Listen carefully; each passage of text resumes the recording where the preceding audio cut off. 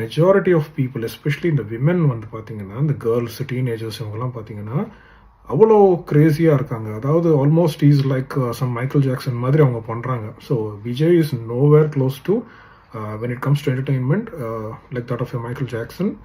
அவர் பற்றி வந்து அவ்வளோ கிரேஸ் ஆகிறதோ, உயிரையே விடுறேன்றதோ, என் புருஷனை விட அவர் தான் எனக்கு பிடிக்கும் அப்படின்றது வந்து அதை எந்த சென்ஸில் எடுத்துக்க முடியும் யோசிச்சு பாருங்கள்.